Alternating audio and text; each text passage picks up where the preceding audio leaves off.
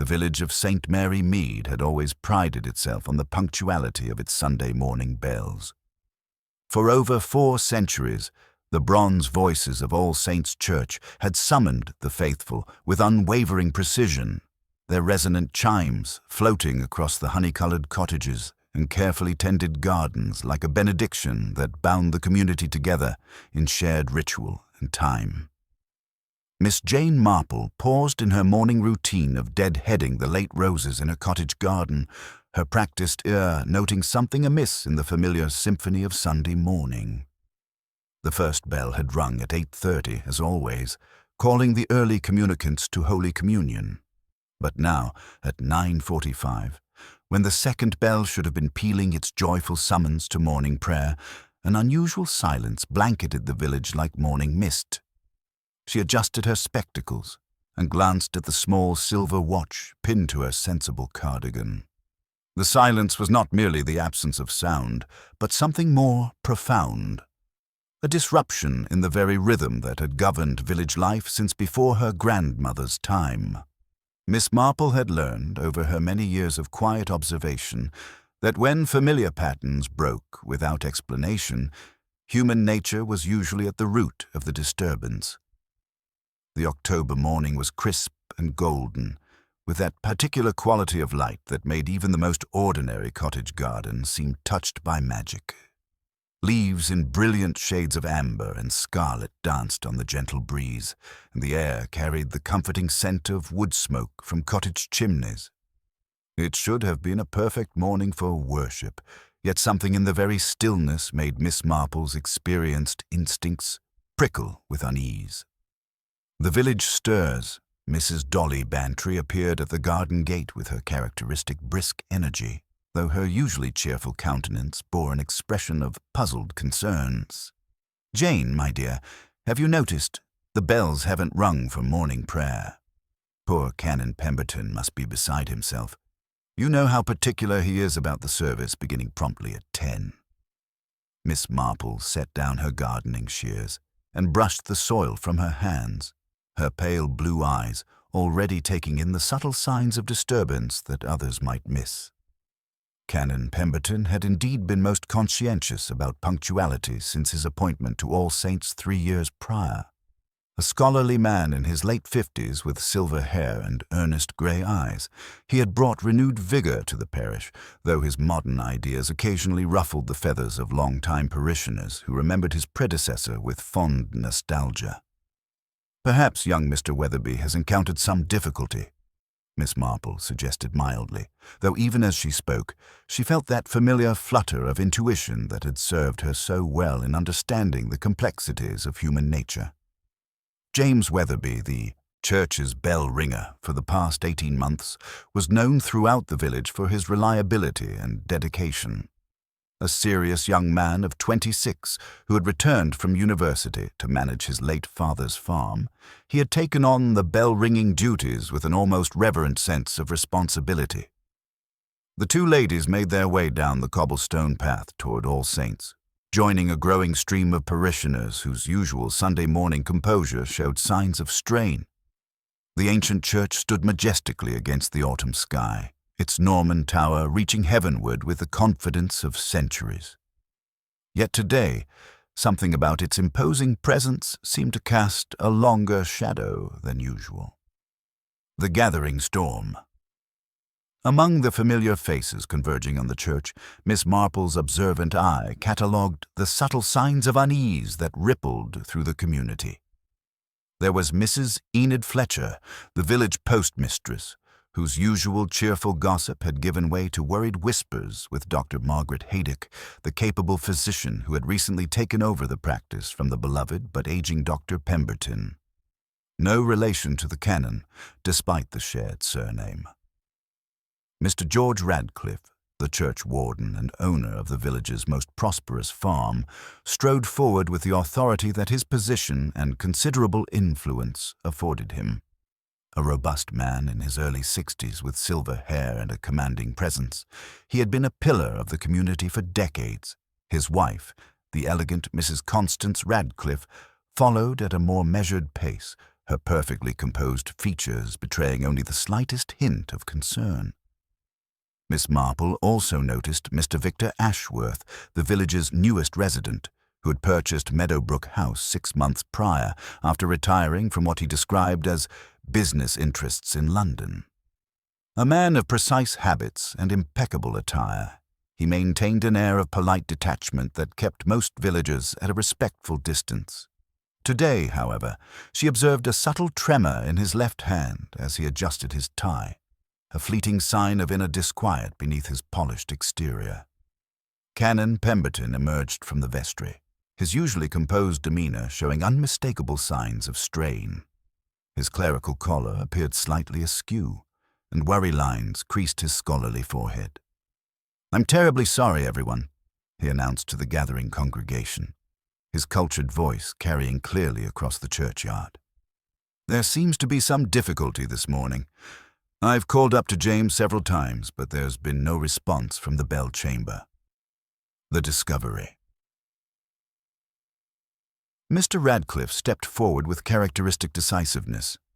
"Perhaps the young man has taken ill," he suggested in his authoritative voice. "The bell chamber can be reached through the tower stairs, can't it, Canon?" "Yes, of course," Canon Pemberton replied, though his hesitation was palpable to those who knew him well. "The door at the base of the tower is kept locked for safety reasons, but I have the key. I suppose someone should check on James's welfare." Miss Marple noticed how the canon's hands trembled slightly as he reached for his key ring, and how several members of the congregation exchanged meaningful glances. Mrs. Fletcher seemed to be communicating something significant to Dr. Haydock through subtle facial expressions that spoke of shared knowledge. The group followed Canon Pemberton to the heavy oak door set into the base of the bell tower. The ancient iron lock turned with difficulty, suggesting it hadn't been opened recently. As the door creaked open, it revealed a narrow stone staircase spiraling upward into shadows that seemed deeper and more ominous than mere absence of light. "James?"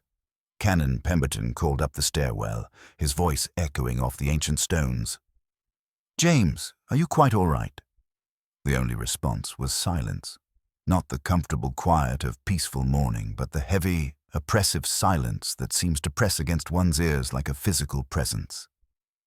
Mr. Radcliffe, despite his age, volunteered to climb the stairs. His footsteps echoed with increasing hollowness as he ascended, while the remaining group waited in tense anticipation. Miss Marple positioned herself where she could observe the faces of all present, noting the various expressions of concern, curiosity, and in some cases, what appeared to be carefully concealed anxiety. When Mr. Radcliffe's voice finally drifted down from above, it carried a note of shock that sent a chill through the assembled parishioners. "Canon Pemberton, I think you'd better come up here immediately, and Dr. Haydock as well. There's been an accident." Miss Marple felt that familiar tightening in her chest that she had learned to recognize over the years, the sensation that invariably preceded the discovery that all was not as it seemed in the peaceful world of village life. She watched as Dr. Haydock gathered her medical bag with professional efficiency and followed the canon up the narrow stairs, her competent demeanor masking whatever thoughts might be racing through her mind. The moment of truth. The remaining parishioners stood in uncomfortable silence, their Sunday morning routine shattered by something far more serious than a simple mechanical failure. Miss Marple found herself studying the faces around her with increased attention, noting how Mr. Ashworth had gone rigid, his face losing all color as he stared fixedly at the dark opening of the tower entrance. Mrs. Radcliffe had pressed a handkerchief to her lips, while young Timothy Hackett, the eager altar boy, seemed torn between curiosity and a growing sense of dread. When Dr. Haydock's voice finally carried down from the bell chamber, it bore the unmistakable authority of medical certainty. "I'm afraid James is dead.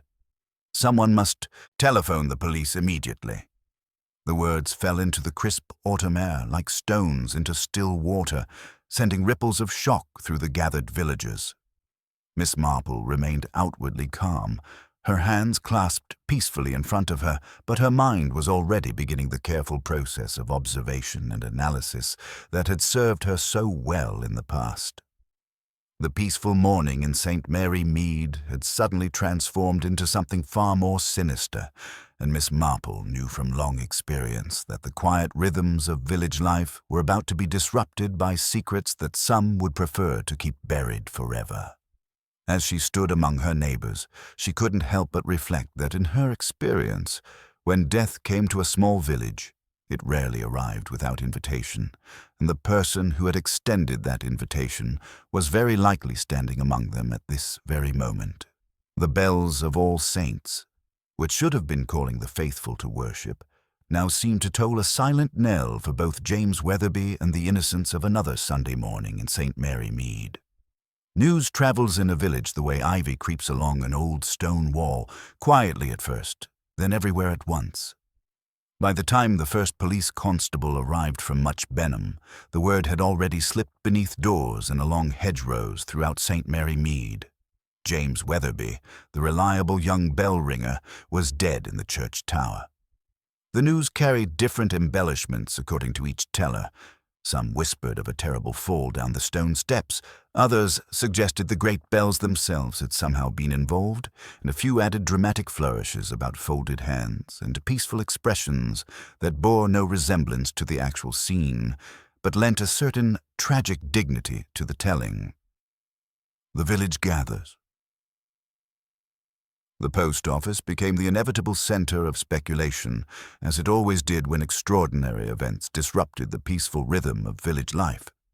Mrs. Fletcher, in her element as the keeper of both official correspondence and unofficial intelligence, held court behind her counter while neighbors found sudden need for stamps, sweets, and the comfort of shared concern. "Poor James," she declared to anyone within earshot, her voice carrying the authority of someone privy to the village's daily correspondence. Such a conscientious young man, never missed a Sunday in 18 months, rain or shine, though I must say he'd seemed rather troubled lately. Just this past Friday, he received a registered letter from London. Made him sign for it personally, of course, and I couldn't help but notice how his hands shook when he read it. Went quite pale, he did. Not that I pry, you understand. One simply observes. Miss Marple, who had positioned herself near the display of penny postcards featuring the church tower in happier times, made a gentle sound of sympathy. How distressing for his poor mother. James was such a dutiful son. Indeed he was, agreed Dr. Haydock, who had just entered with the brisk efficiency that marked her professional demeanor. Despite her composed exterior, Miss Marple noted the slight tremor in the physician's hands as she removed her gloves, the kind of fine tremor that suggested recent shock rather than mere cold. "I've just finished my preliminary examination. It appears James suffered a severe fall, though the exact circumstances."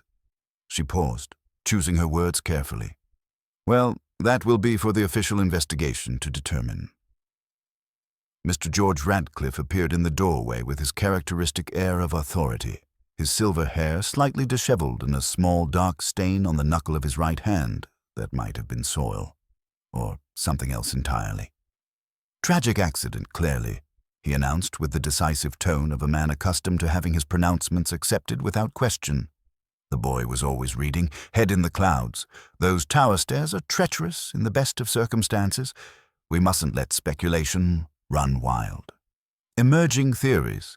Mrs. Constance Radcliffe followed her husband, her usual elegant composure showing hairline cracks like fine porcelain under stress. She approached Dr. Haydock with obvious concern. "Doctor, I hope you'll forgive my asking, but did James, that is to say, would he have suffered?" The question carried undertones that Miss Marple found intriguing. Not merely neighborly concern, but something more personal, more urgent. "He would have known nothing about it," Dr. Haydock replied with professional kindness, though Miss Marple observed how the doctor's eyes didn't quite meet Mrs. Radcliffe's gaze. Young Timothy Hackett, the altar boy, had been hovering near the sweet jars with the uncomfortable air of someone who possessed information but wasn't certain whether sharing it would be helpful or harmful. Miss Marple approached him with the gentle manner that had always made children comfortable in her presence. "This must be very distressing for you, Timothy," she said kindly. "You worked closely with James, didn't you?" The boy nodded earnestly. "He was teaching me the bell sequences, Miss Marple. Said I had good timing and might help with the duties when I got older." Timothy hesitated, glancing around the shop before lowering his voice. "But lately, he seemed worried about something. Last Sunday after evening service, I saw him having quite a serious discussion with someone by the tower door. When they noticed me watching, the conversation ended very abruptly." "How interesting," Miss Marple murmured. "I don't suppose you could see who it was in the gathering dusk." "I think it might have been Mr. Ashworth," Timothy whispered, though I couldn't be entirely certain. "But when Mr. Ashworth saw me, he walked away very quickly, almost as if he didn't want to be recognized." Official intervention. The arrival of Inspector Slack brought a welcome note of authority to the swirling speculation, though his harried expression suggested he found village mysteries more troublesome than London crimes. A lean man with sharp features and an impatient manner, he had dealt with St. Mary Mead before and approached its residents with the wary respect of someone who had learned that beneath the surface of rural tranquility lay currents as complex as any city's. "Right then," he announced, consulting his notebook. "I'll need to speak with anyone who saw young Weatherby this morning, and anyone who had recent contact with him. Canon Pemberton, you'll be first, if you please." As the crowd began to disperse under official scrutiny, Miss Marple lingered to exchange a few quiet words with Ada Weatherby, James' mother, who had arrived looking small and lost in her Sunday coat. The older woman's grief was genuine and profound, but Miss Marple's experienced ear detected something else beneath the sorrow, a note of confusion, perhaps even fear. "He left the house at 9:30, just as always," Ada murmured, accepting Miss Marple's gentle touch on her arm. 5 minutes early, he was, never one to be late. Said we might bottle the apples this week if the weather held. He was worried about money, of course. The harvest came late this year. And there had been that business with Mr. Radcliffe about the footpath again, but James believed in doing what was right, standing up for proper rights. Miss Marple nodded sympathetically.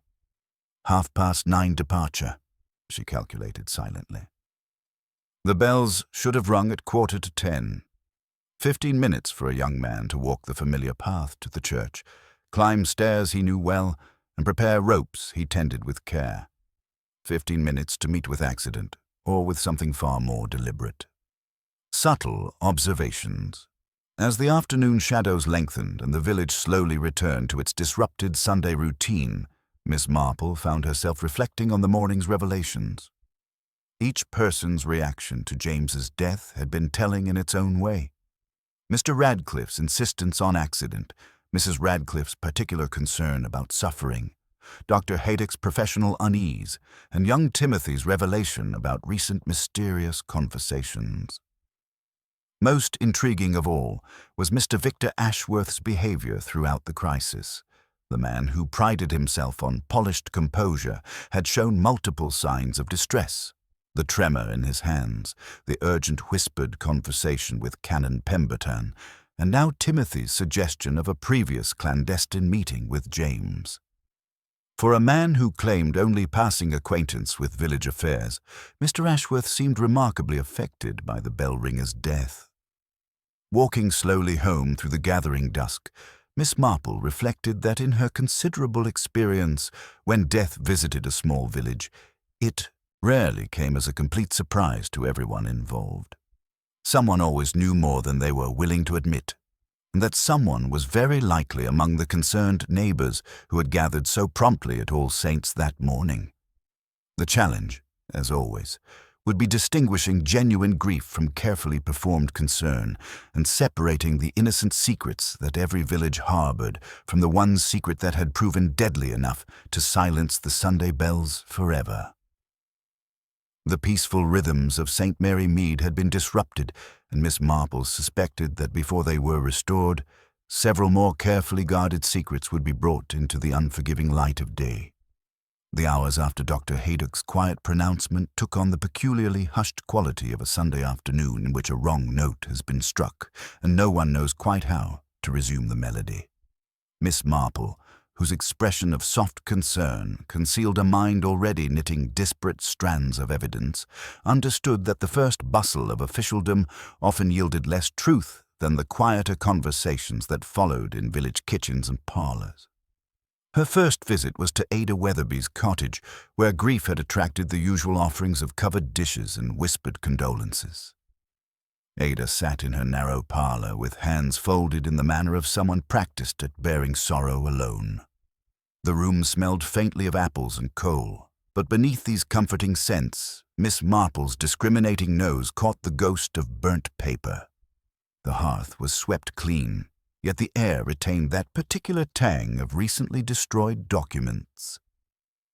He left the house at 9:30, just as always. Ada murmured when Miss Marple inquired gently about James's final morning. "Never one to be late, my James. Said the bells needed to ring properly at 9:45 for morning prayer, that people depended on hearing them at the right time." Her voice carried the precision of someone who had marked time by her son's reliable habits for years. Miss Marple calculated silently. 15 minutes for James to walk the familiar path to All Saints, climb the tower stairs, and prepare the ropes. 15 minutes that should have been routine, yet had somehow become fatal. "He'd been troubled lately," Ada continued, her voice barely audible. "Not about the bell ringing. He loved that responsibility, but there had been some business with Mr. Radcliffe about the footpath rights, and he'd received that registered letter on Friday that left him quite pale. The post office, as Miss Marple had anticipated, had become the inevitable center of village speculation. Mrs. Fletcher held court behind her counter with the authority of someone who handled both official correspondence and unofficial secrets. The gathered villagers displayed the mixture of genuine concern and morbid curiosity that such occasions invariably produced, but Miss Marple's experienced eye detected deeper currents of unease beneath the surface chatter. Inspector Slack's arrival brought welcome authority to the swirling theories, though his harried expression suggested he found village mysteries more complex than straightforward urban crimes. His preliminary examination of the bell chamber had revealed disturbing inconsistencies with the theory of accidental death. "The injuries are consistent with a fall," Dr. Haydock reported with professional precision, "but there are also finger-mark bruises on the upper arm, quite fresh. The angle suggests someone shorter than James grabbed him forcefully. There were also traces of expensive face powder on his jacket collar." Miss Marple observed the various reactions to this revelation with particular interest. Mrs. Constance Radcliffe visibly stiffened at the mention of face powder, though her elegant features remained otherwise composed. Her repeated question, "Did James suffer?" struck Miss Marple as oddly specific, the kind of inquiry that suggested personal knowledge rather than mere neighborly concern. Physical evidence continued to accumulate in troubling patterns. Near the base of the tower door, Miss Marple discovered a tiny fragment of blue paint, no larger than a fly's wing, caught in a splinter of the ancient oak frame. The shade matched the recent repainting of the bell chamber's trap door. Paint that was too fresh to have been there long, suggesting recent and possibly violent contact with the door. Most significantly, the heavy iron lock at the tower's base had turned with considerable difficulty when Canon Pemberton opened it Sunday morning, despite James's regular use of the entrance. If the young man had used this door every week for 18 months, why should it have been so reluctant? The observation suggested the lock had remained unused longer than expected, or that someone else had been the last to secure it. Inside the church, Miss Marple examined the bell ropes hanging in their dignified row.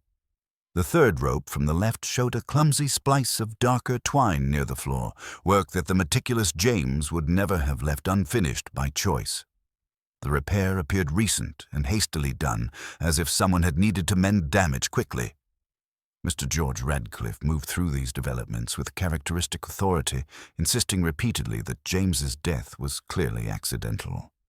"The boy was always reading, head in the clouds," he declared to anyone who would listen. "Those tower stairs are treacherous in the best circumstances." Yet Miss Marple noticed a small dark stain on his knuckles and the way his wife's hand trembled when she thought herself unobserved.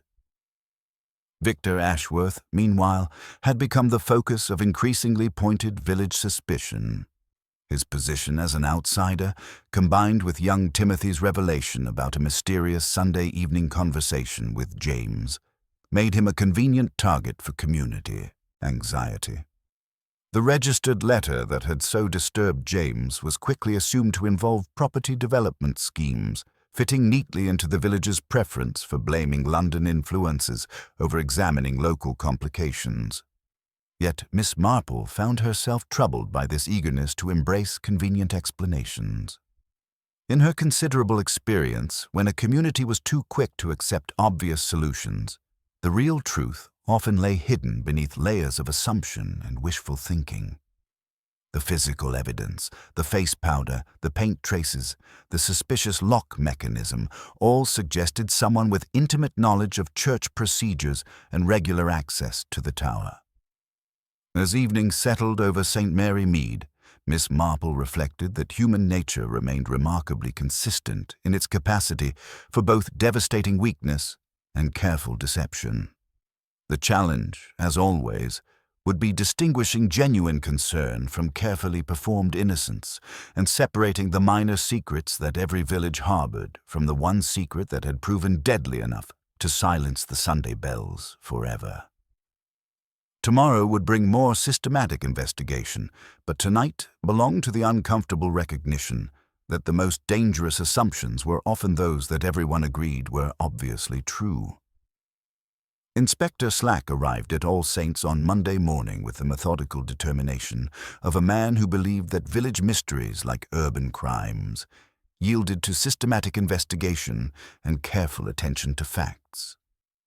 He established his temporary headquarters in the vestry, transforming the peaceful space into an efficient center of inquiry with his notebook, pencil, and the particular brand of official authority that made even the most innocent villagers feel slightly guilty.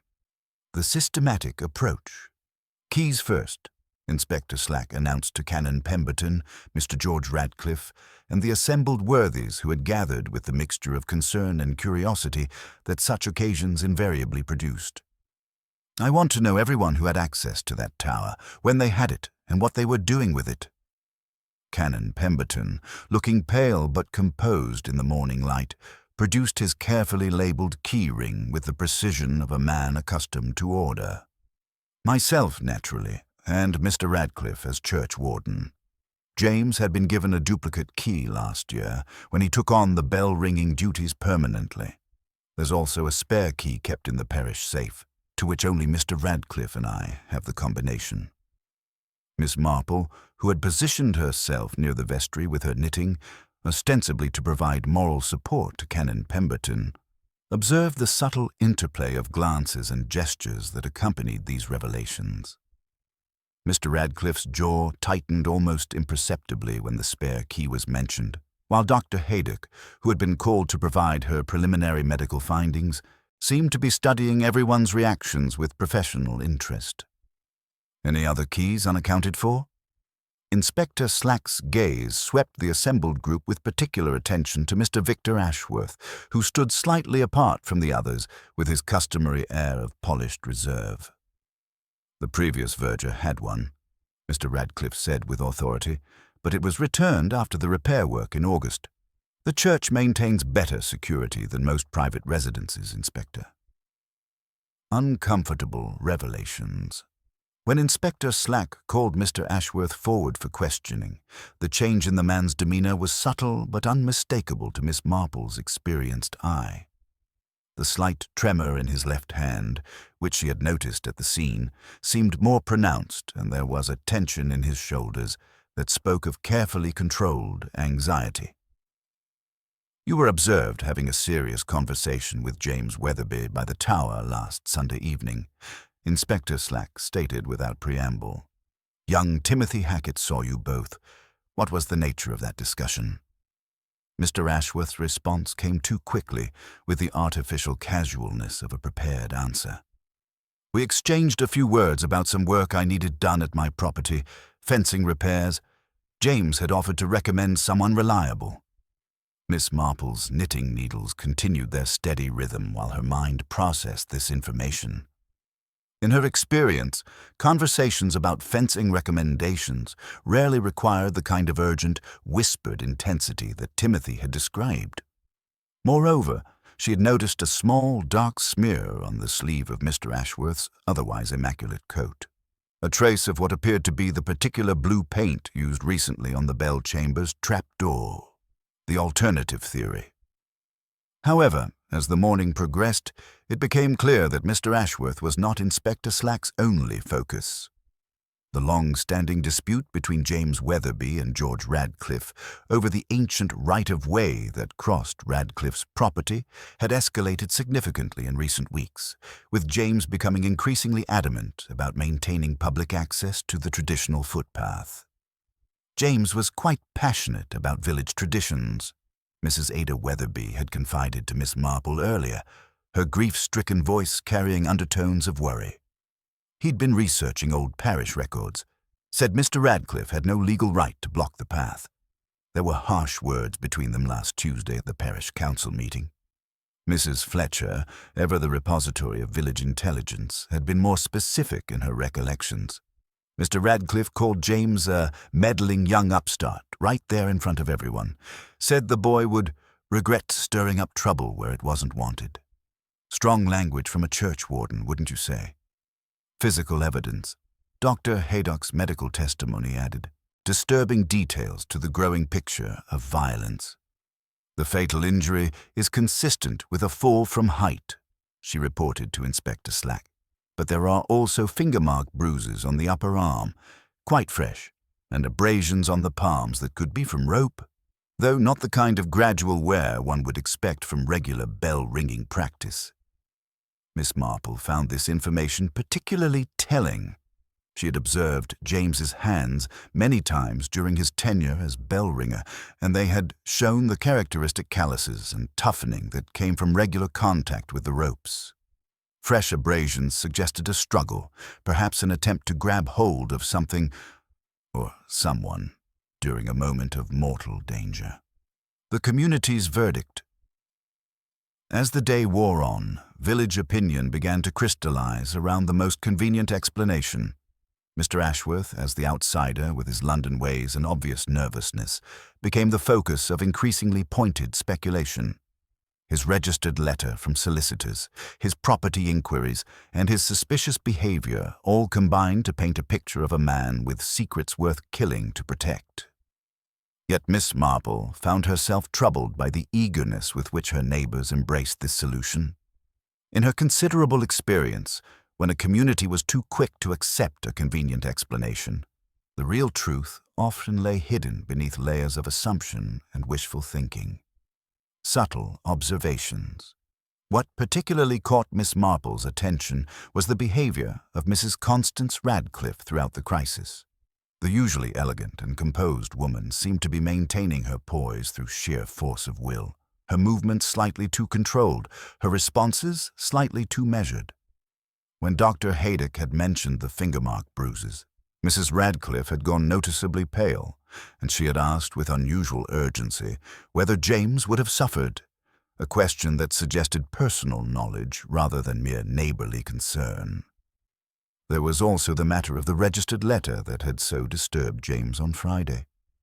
While everyone assumed it related to the property dispute, Miss Marple wondered if the truth might be more complex. Young men of James' earnest disposition rarely showed such profound fear over boundary disagreements, no matter how heated they became. Growing pressure. By evening, Inspector Slack appeared satisfied that he had identified his culprit. The evidence against Mr. Ashworth, while largely circumstantial, formed a compelling narrative. A London businessman attempting to acquire property through intimidation, escalating to violence when legal means proved insufficient. Canon Pemberton, however, seemed deeply troubled by these developments. "I find it difficult to believe that a property dispute could lead to such tragedy," he confided to Miss Marple as they walked through the churchyard in the gathering dusk. "There's something about this whole affair that doesn't feel quite right, though I can't put my finger on what troubles me most." Miss Marple nodded sympathetically, her own instincts echoing the canon's unease. In her experience, when the obvious solution appeared too neat, too convenient, it usually meant that someone had worked very hard to make it appear that way. The real murderer, she suspected, was counting on the community's eagerness to blame the outsider, using Mr. Ashworth's obvious guilt as a shield to hide their own, more carefully concealed culpability. As the lights came on in cottage windows across St. Mary Mead, Miss Marple reflected that tomorrow would likely bring arrests and official closure to the case. But she knew from long experience that true justice required looking beyond the obvious, beyond the convenient, to the small inconsistencies and human frailties that revealed the darker truths lurking beneath the surface of even the most peaceful village life.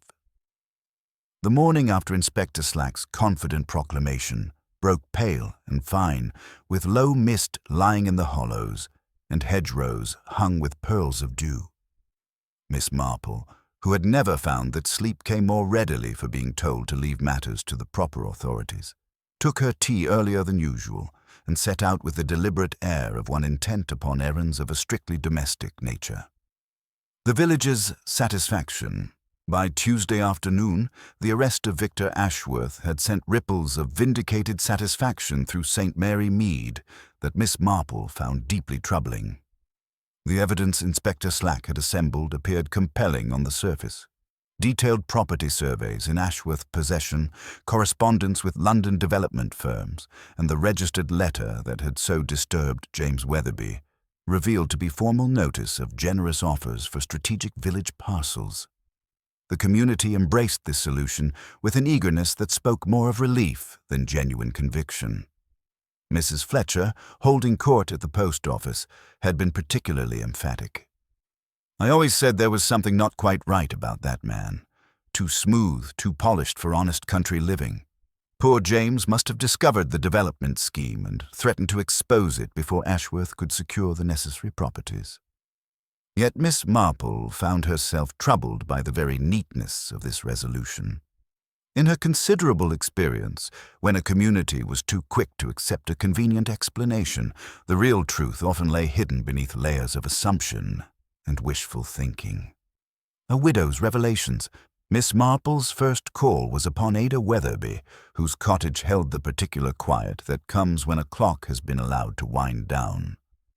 Ada sat at the scrubbed kitchen table with James's favorite mug before her, though the tea within had long since grown cold. "He had that letter Friday," Ada said, continuing what seemed like an earlier conversation with herself. "From London. Registered. He took it to his room and was that pale when he came down again. But there was something else troubling him, Miss Marple. Something closer to home." Ada led her to James's small writing desk, where beneath his worn prayer book lay a half-sheet of blotting paper. Miss Marple tilted it toward the light, her experienced eye reading the ghostly backwards impressions. "Organ Fund, 84-12-6. August repairs. Blue for tower door. Co-signature." "James always kept things neat," Ada explained. "He liked accounts to add up properly. He'd been helping Canon Pemberton with parish finances, you see. Such an orderly mind. He'd notice straight away if figures didn't match." Miss Marple studied the blotting paper more carefully. The amounts suggested James had been reviewing financial records, possibly discovering discrepancies that would concern any honest young man. In the cold grate lay the grey remains of a recent fire, and among the ashes she glimpsed darker flecks, the distinctive remains of legal paper with its characteristic thread weave. Physical evidence. With Ada's permission, Miss Marple made her way to All Saints, where Canon Pemberton gratefully accepted her offer to tend to the tower cushions. The church felt different now, heavy with unspoken tensions and the weight of recent tragedy. Climbing the narrow stone stairs, Miss Marple paused at the second turn where a tiny scrap of black silk ribbon, no longer than a fingertip, lay caught on a splinter of the banister. The quality was excellent, certainly not the sort used for parish notices, but rather the kind found at the throat of an elegant hat or the wrist of a fine glove. In the bell chamber itself, near the freshly painted blue trap-door, she discovered a small mother-of-pearl button that gleamed with subtle iridescence. The button bore traces of the same blue paint, suggesting it had been lost during recent activity in the chamber. Most significantly, examining the bell ropes revealed that the third rope from the left had been recently repaired with mismatched twine, work that the meticulous James would never have left unfinished by choice. Disturbing inconsistencies. As Miss Marple descended the tower stairs, her mind catalogued the troubling inconsistencies that Inspector Slack had overlooked. The heavy iron lock had turned with such difficulty on Sunday morning that Canon Pemberton had struggled with it. Yet if Ashworth had killed James in the chamber, how had the door been secured from outside without a key?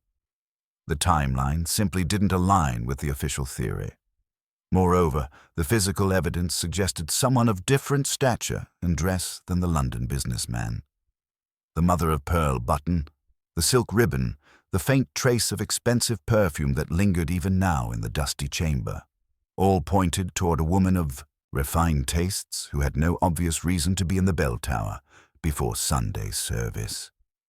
A chance encounter. Walking through the village afterward, Miss Marple encountered Mrs. Constance Radcliffe, emerging from the chemist's shop with a small package clutched tightly in her gloved hands. The usually composed woman looked startled by the unexpected meeting, and Miss Marple couldn't help but notice that Mrs. Radcliffe's elegant navy coat, the same deep blue as the fabric she'd observed caught on the tower stairs, showed a small, fresh tear along the left sleeve. "How thoughtful of you to visit poor Ada," Mrs. Radcliffe said, her voice carrying forced brightness that didn't quite mask underlying tension. "At least we can take comfort knowing that justice has been done so quickly." "Indeed," Miss Marple replied gently, observing how nervously Mrs. Radcliffe shifted the chemist's package between her hands. "Though I must confess, I find myself wondering about the smaller details. Human nature is so complex, don't you think?" Mrs. Radcliffe's response came perhaps too quickly. "Oh, but surely Inspector Slack has been thorough. These London developers, they think they can manipulate us simple country folk. Poor James was simply too honest for his own good." The pattern emerges.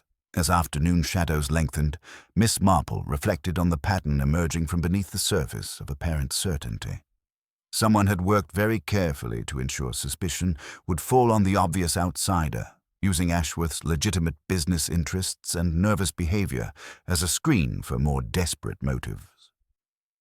The financial irregularities James had discovered, the carefully orchestrated evidence pointing toward Ashworth, and the physical traces of someone else entirely in the bell chamber all suggested a more complex truth.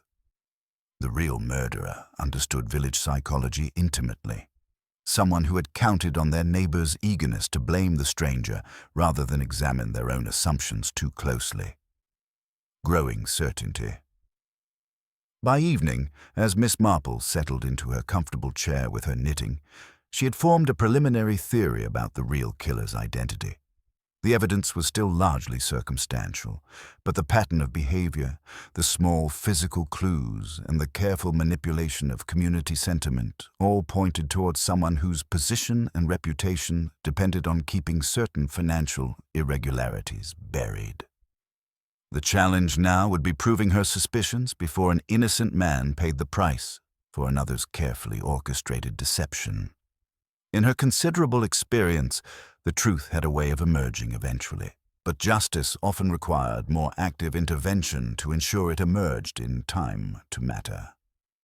The wooden button in her pocket seemed to pulse with significance as she planned her next moves with the patient determination of someone who understood that in matters of life and death, the most dangerous assumptions were often the ones that everyone agreed were obviously true. The bells of All Saints might be silent, but Miss Marple was certain that before long they would ring out the truth, no matter how carefully it had been hidden.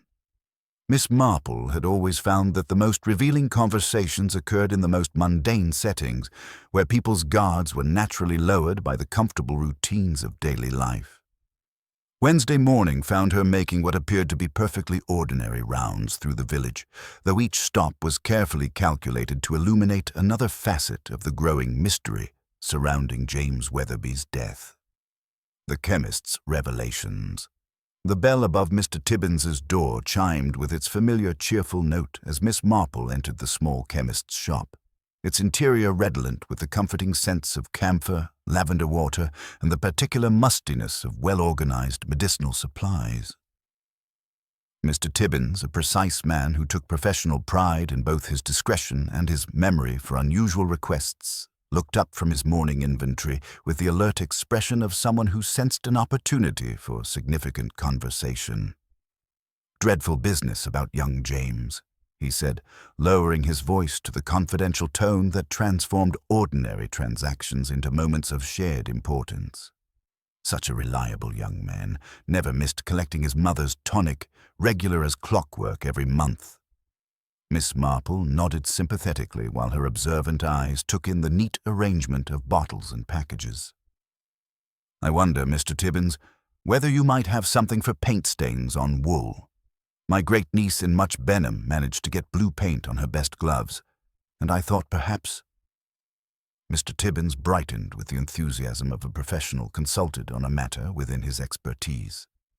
"Turpentine for oil-based paints, white spirit for others, though wool is particularly challenging. Best avoided if possible." He paused, then continued with the air of someone sharing a relevant confidence. "Curious you should mention blue paint. Mrs. Radcliffe was in yesterday with exactly that problem. Small spot on her sleeve, she said. Quite distressed about it. Also purchased arnica for bruising. Mentioned something about catching her arm on a gate latch." Miss Marple made appropriate sounds of sympathy while noting that Mr. Tibbens's naturally tidy nature had preserved a torn fragment of the arnica label in his wastebasket, along with a notation in his careful handwriting about repeat applications. The combination of paint removal and bruise treatment suggested recent physical activity of an unusual nature for a lady of Mrs. Radcliffe's typically sedentary habits. Financial irregularities emerge.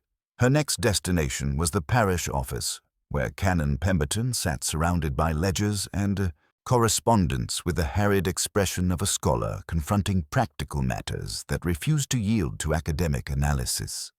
The usually neat columns of figures showed signs of repeated revision, and several letters bearing official letterheads lay scattered across his desk with a disorder that spoke of considerable agitation.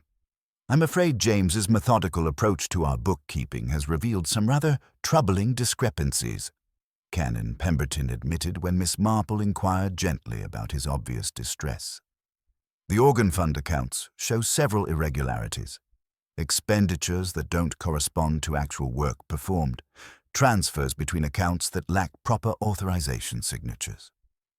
Miss Marple settled herself in the chair beside his desk with the patient air of someone prepared to listen to whatever confidences might emerge. How very concerning. Had James discussed these matters with anyone else? He was most particular about following correct procedures, the canon replied, his scholarly precision evident even in his anxiety. He felt strongly that certain recent transactions hadn't been properly co-signed according to parish regulations. The registered letter he received Friday wasn't about property development at all. It was from Fenwick and Hart, the organ builders in London, inquiring about an overdue installment payment that should have been made from the organ fund months ago. The pattern that emerged painted a picture of gradual financial manipulation, carefully disguised as legitimate parish expenditures, but lacking the proper authorization that James's conscientious nature had demanded. The young man's discovery of these irregularities provided a far more compelling motive for murder than any property dispute with outsiders. Physical evidence accumulates. Dr. Haydock's surgery provided additional pieces to the growing puzzle when Miss Marple encountered the physician reviewing her notes from the post-mortem examination. The competent woman's professional demeanor showed signs of strain as she grappled with medical evidence that contradicted the official theory of accidental death. "The bruising pattern on James's upper arm is quite distinctive," Dr. Haydock confided, her voice carrying the weight of professional responsibility. "The marks suggest he was grabbed forcefully by someone shorter than himself. The angle of the grip indicates the assailant reached upward to grasp his arm. There were also traces of expensive face powder on his jacket collar, the type used by ladies of refined circumstances." Miss Marple absorbed this information with the calm attention she brought to all significant revelations. The physical evidence increasingly pointed toward a woman of the village's social elite, someone with both access to parish funds and the desperate motivation to prevent exposure of financial improprieties. Mounting pressure. The afternoon brought her subtle signs that the careful facades maintained by various villagers were beginning to show cracks under the pressure of sustained scrutiny. Mrs. Constance Radcliffe, encountered in her usually immaculate garden, showed uncharacteristic signs of nervous agitation as she attacked the late roses with unusual vigor. Her gardening gloves bore fresh tears, and her movements displayed the rigid control of someone maintaining composure through sheer force of will. "Such a relief that the whole dreadful business with Mr. Ashworth is settled," she remarked with forced brightness that convinced no one. "Though one does feel rather sorry for the poor man. Perhaps he simply became entangled in matters beyond his understanding." Miss Marple observed that Mrs. Radcliffe's usually flawless appearance showed subtle signs of strain, a slight tremor in her hands when she thought herself unobserved, carefully applied powder that couldn't quite conceal the shadows beneath her eyes, the kind of brittle cheerfulness that often preceded complete emotional collapse. The web tightens. Through careful conversation distributed across seemingly innocent encounters, Miss Marple learned that Mrs. Radcliffe had served as unofficial treasurer for several parish funds, a position that granted considerable autonomy in financial matters, while relying on her husband's trusting nature to provide necessary co-signatures without detailed examination of supporting documentation. The embezzlement appeared to have begun gradually, with small amounts diverted to maintain the Radcliffes' increasingly expensive lifestyle as agricultural profits declined due to poor harvests and economic pressures. What had started as temporary borrowing had evolved into systematic theft, carefully disguised through forged authorizations and manipulated accounting records. James Weatherby's methodical nature and insistence on proper procedures had threatened to expose the entire scheme just when the missing funds had grown too large to replace quietly. His registered letter from the organ builders represented not just a financial inquiry, but the beginning of official scrutiny that would inevitably reveal the full extent of the fraud. Psychological pressure. As evening approached, Miss Marple reflected on the psychological dynamics that had transformed a respected pillar of village society into a desperate killer. Mrs. Radcliffe's crime had emerged not from inherent evil, but from the gradual erosion of moral boundaries under financial pressure, combined with a particular pride that made confession seem impossible and exposure unbearable. The physical evidence, the blue paint traces, the arnica purchases, the expensive face powder, all pointed toward a woman who had climbed those tower stairs with the desperate intention of silencing James Weatherby permanently. The financial motive provided compelling explanation for what had seemed like an inexplicable tragedy. Yet Miss Marple knew from long experience that understanding the truth and proving it were entirely different challenges.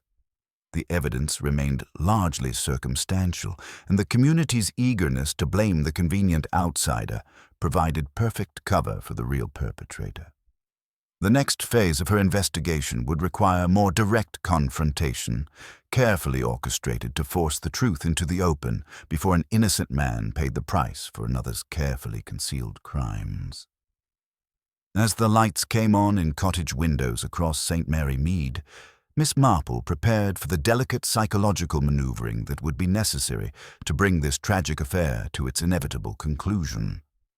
In her considerable experience, the moment of truth often arrived not through dramatic revelation, but through the steady accumulation of pressure that finally forced even the most carefully constructed deceptions to collapse under their own weight.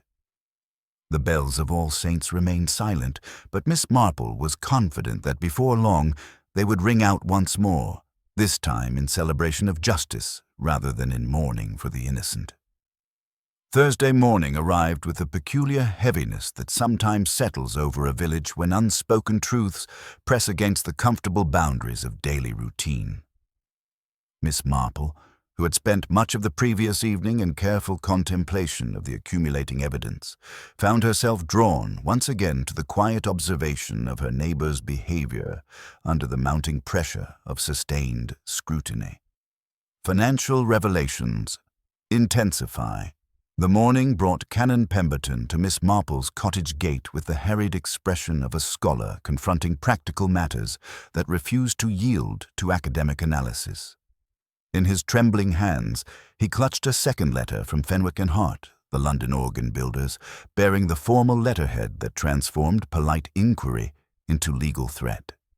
"Miss Marple," he began, his voice carrying the weight of dawning comprehension, "this correspondence confirms James's worst suspicions about the organ fund. They're threatening legal action for the missing payment of £84, 12 shillings and 6 pence, funds that were withdrawn from our account in August but never reached their intended destination." Miss Marple invited the distressed canon into her sitting room, where the morning light revealed the full extent of his agitation. The letter, she observed, specifically referenced James Weatherby's recent diligent inquiries and his insistence on proper co-signature procedures for all substantial expenditures. "The paperwork bears only my signature," Canon Pemberton continued, his scholarly precision evident even in his distress. James had questioned this repeatedly, insisting that parish regulations required Mrs. Radcliffe's co-signature as treasurer of the organ fund. I'd assumed it was a simple oversight that would be corrected. But now, the implications hung in the air between them like morning mist, gradually taking shape as the full scope of the deception became clear. Miss Marple reflected that financial irregularities, in her considerable experience, provided some of the most compelling motives for desperate action. Expert consultation. With Canon Pemberton's permission, Miss Marple paid a discreet visit to Mr. Davies, the retired bank manager whose meticulous nature had made him legendary in financial circles before his retirement to prize dahlia cultivation. The fragments of burnt paper she had collected from James's grate told their story under his experienced examination. "Undoubtedly bank statements and ledger sheets," Mr. Davies pronounced with the authority of decades spent analyzing financial documents. "This fine linen rag paper, the distinctive watermarks, the precise column headings. Young James was conducting a thorough audit, Miss Marple. These fragments represent systematic documentation of financial discrepancies." The elderly banker's magnifying glass revealed additional details that painted a picture of meticulous investigation. "See here, check stub numbers, balance calculations, even what appears to be correspondence with the organ builders. Someone destroyed these documents very deliberately, but financial paper of this quality doesn't burn completely clean." Miss Marple absorbed this confirmation of her suspicions with the calm attention she brought to all significant revelations. The pattern of evidence increasingly pointed toward systematic embezzlement, carefully disguised as legitimate parish expenditures, but lacking the proper authorizations that James's conscientious nature had demanded. Mounting pressure. The afternoon brought subtle signs that the careful facades maintained by various villagers were beginning to show cracks under the pressure of sustained scrutiny. Mrs. Constance Radcliffe, encountered near the post office, displayed the brittle composure of someone maintaining appearances through sheer force of will. Her usual elegant attire showed small but telling signs of strain, a slight tremor in her hands when she thought herself unobserved, carefully applied powder that couldn't quite conceal the shadows beneath her eyes, and the kind of forced cheerfulness that often preceded complete emotional collapse. "Such a relief that the whole dreadful business is nearly resolved," she remarked, with artificial brightness that convinced no one. "Though one does feel rather sorry for poor Mr. Ashworth. Perhaps he simply became entangled in matters beyond his understanding." Miss Marple noted how Mrs. Radcliffe's voice carried an undertone of desperate hope, as if repetition might transform wishful thinking into established fact.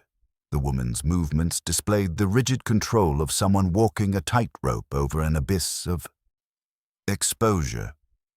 A desperate gambit. The evening brought news that transformed concern into crisis.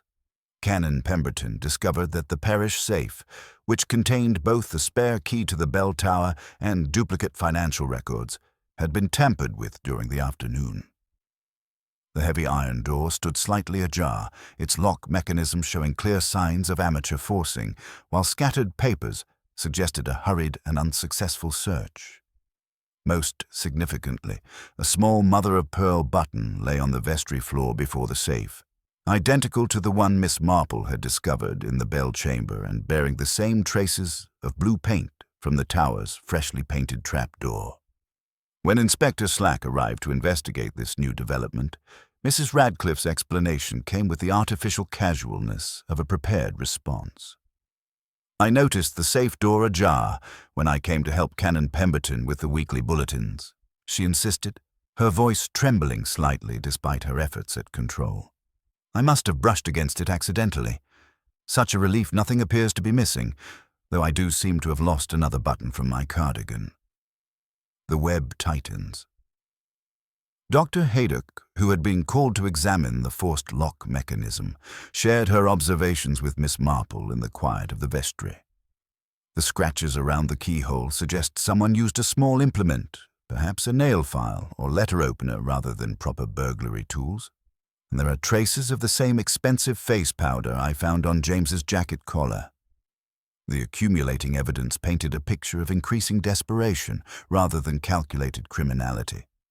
Someone with intimate knowledge of parish procedures and access to financial records had been systematically embezzling funds, using forged authorizations and manipulated accounting to disguise the theft. James Weatherby's methodical nature and insistence on proper procedures had threatened to expose the entire scheme just when the missing amounts had grown too large to replace quietly. His registered letter from the organ builders represented not just a financial inquiry, but the beginning of official scrutiny that would inevitably reveal the full extent of the fraud. Psychological observations. As evening shadows lengthened across the village, Miss Marple reflected on the psychological dynamics that had transformed a respected pillar of village society into a desperate killer.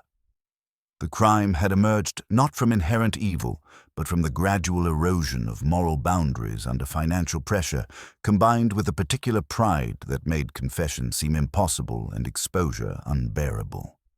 Mrs. Radcliffe's increasingly frantic behavior, the attempted break-in, the planted evidence, the transparent lies, all pointed to someone whose carefully constructed world was crumbling. The killer, far from being a calculating mastermind, was a fundamentally decent person driven to desperate measures by circumstances that had spiraled beyond control. The approaching climax. Inspector Slack, faced with mounting inconsistencies in his case against Victor Ashworth, had begun to entertain serious doubts about the London businessman's guilt. The new evidence, the organ builder's correspondence, the expert confirmation of burnt financial documents, and the attempted tampering with parish records all pointed away from property development schemes and towards something far more intimate and desperate. Miss Marple knew that the moment of truth was approaching.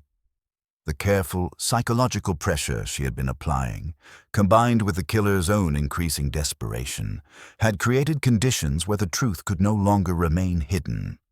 The next phase would require the delicate maneuvering of a final confrontation, carefully orchestrated to force the real murderer into the open before an innocent man paid the price for another's carefully concealed crimes. As the lights came on in cottage windows across St. Mary Mead, Miss Marple prepared for the psychological chess game that would bring this tragic affair to its inevitable conclusion. In her considerable experience, the moment of truth often arrived not through dramatic revelation, but through the steady accumulation of pressure that finally forced even the most carefully constructed deceptions to collapse under their own weight.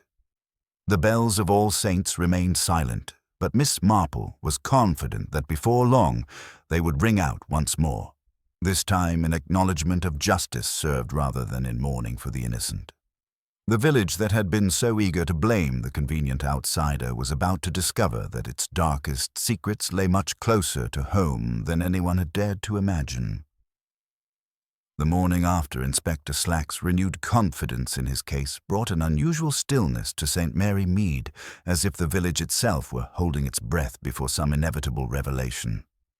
Miss Marple, who had spent much of the previous evening in careful contemplation of the accumulating inconsistencies, found herself drawn to her window overlooking the green, where the subtle choreography of village life continued its ancient patterns despite the disruption of recent events.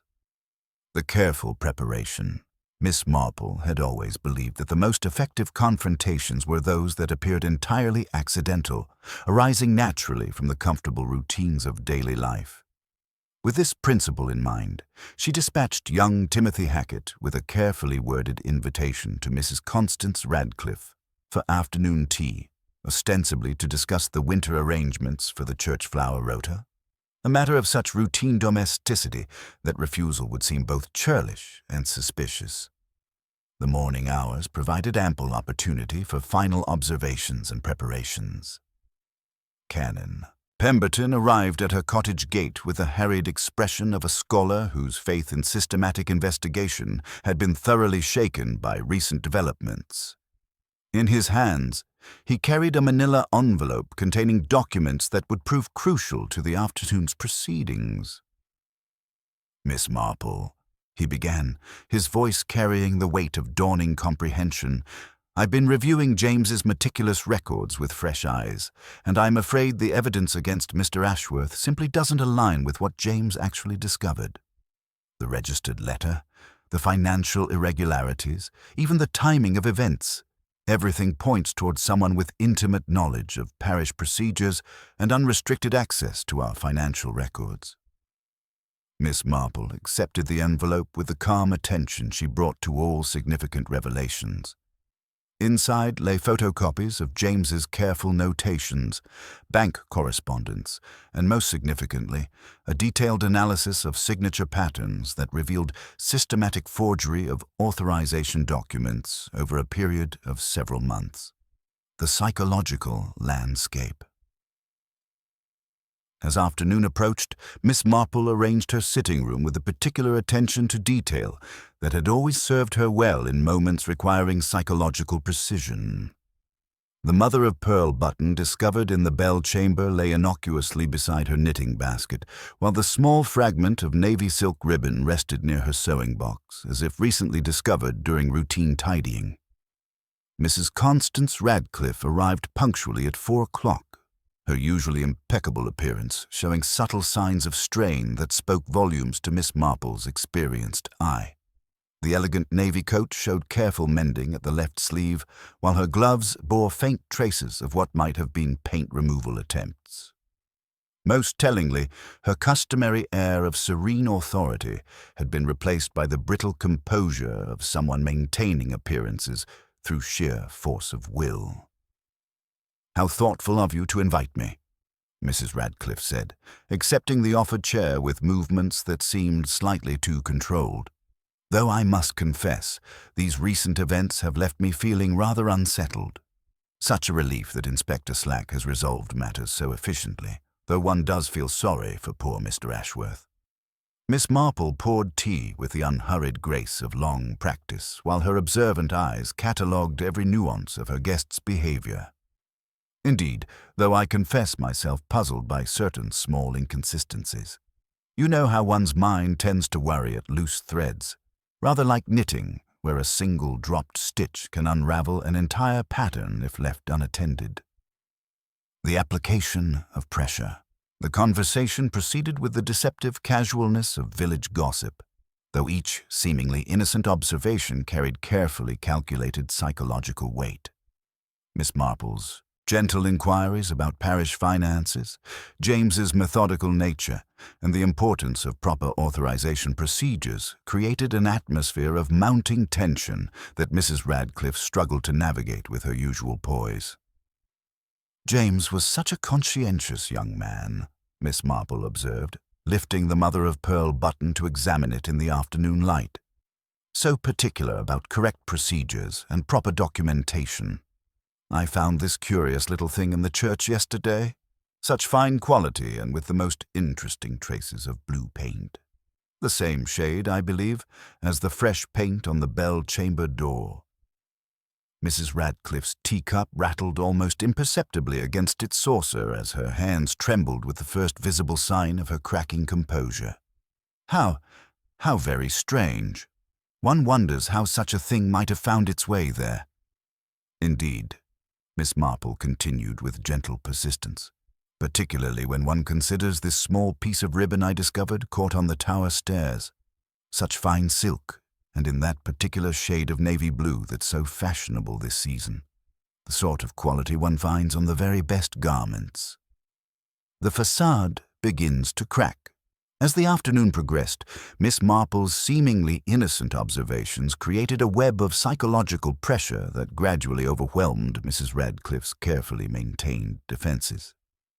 The combination of physical evidence, financial documentation, and gentle but relentless questioning created conditions where continued deception became increasingly difficult to sustain.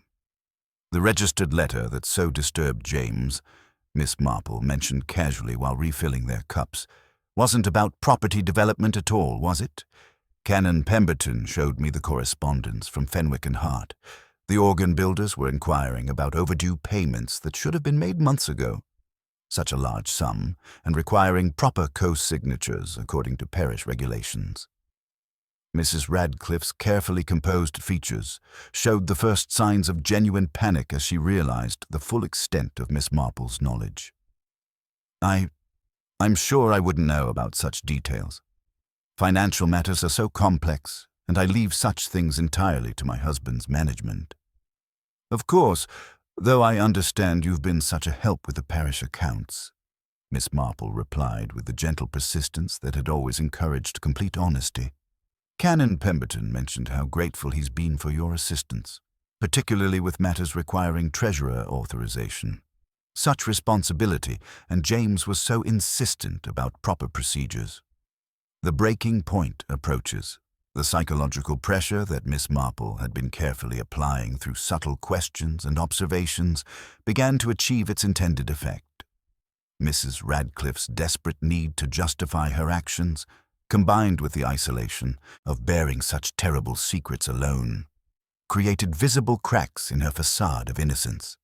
"You don't understand the pressures," Mrs. Radcliffe whispered, her voice carrying the first note of genuine desperation.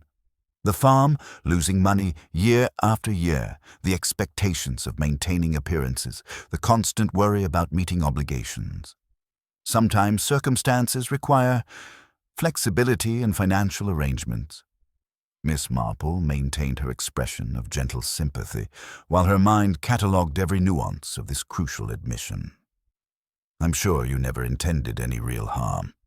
Financial difficulties can overwhelm anyone, and when pride prevents us from seeking help through proper channels." Mrs. Radcliffe's laugh carried a bitter edge that transformed her usually refined features. "Pride? Do you know what it's like to watch everything slip away, while the village expects you to maintain the same standards, the same contributions, the same perfect facade?" The moment of truth. As afternoon shadows lengthened across Miss Marple's sitting room, the careful psychological architecture she had constructed began to achieve its intended purpose. Mrs. Radcliffe's composure, already strained beyond its limits, showed signs of imminent collapse under the weight of accumulated guilt and the impossibility of maintaining her deception in the face of such comprehensive evidence. "James discovered the irregularities, didn't he?" Miss Marple asked with the gentle inevitability of water finding its way downhill. His methodical nature and insistence on proper procedures threatened to expose everything you had worked so carefully to conceal. Mrs. Radcliffe stared at her with the haunted expression of someone whose world had begun its final collapse. Her hands trembled uncontrollably as she set down her teacup, and her voice, when it came, carried the hollow quality of someone reliving a nightmare. "He wouldn't listen to reason," she whispered, the words barely audible. "I tried to explain, tried to make him understand that sometimes good people find themselves in impossible circumstances. But he was so rigid, so unforgiving about what he called theft, as if desperation were the same as deliberate criminality." Miss Marple leaned forward slightly, her presence somehow making confession feel like absolution rather than exposure. The moment she had been carefully orchestrating throughout the afternoon had finally arrived, though she knew that the complete truth would require one final, decisive confrontation in the presence of proper authorities. The bells of All Saints, silent since that tragic Sunday morning, seemed to echo with the weight of approaching justice as Mrs. Radcliffe's carefully constructed world began its inevitable collapse. The village that had been so eager to blame the convenient outsider was about to discover that its darkest secrets lay much closer to home than anyone had dared to imagine. As evening approached, Miss Marple reflected that tomorrow would bring the final act of this tragic drama. The psychological pressure had achieved its purpose, but justice still required official recognition and proper legal resolution. The truth, however painful, demanded its moment of complete revelation. The morning of the 5th day since James Weatherby's death brought with it the kind of crystalline clarity that sometimes follows a storm, as if the very air had been washed clean of deception. Miss Marple, who had spent much of the previous evening in careful contemplation of the psychological pressures required to bring truth into the light, found herself arranging her sitting room with the particular attention to detail that had always served her well in moments requiring delicate maneuvering. The careful orchestration. By 10 o'clock, Miss Marple had assembled what appeared to be a perfectly ordinary gathering to discuss the memorial arrangements for James Weatherby. Canon Pemberton arrived with his manila envelope of financial documents, his scholarly demeanor showing the strain of recent revelations. Inspector Slack, whose confidence in his original theory had been thoroughly shaken by the accumulating inconsistencies, accepted the invitation with the wary respect of someone who had learned to trust Miss Marple's apparently innocent suggestions. Mrs. Constance Radcliffe entered with the brittle composure of fine porcelain under stress, her usual elegant appearance showing subtle signs of the psychological pressure that had been building over the past several days. Her husband accompanied her with the bewildered air of someone whose world had begun to shift beneath his feet, while Dr. Haydock positioned herself near the door with professional alertness. Mr. Victor Ashworth, recently released from custody but still bearing the haunted expression of a man who had glimpsed the machinery of village justice from an uncomfortable proximity, completed the assembly.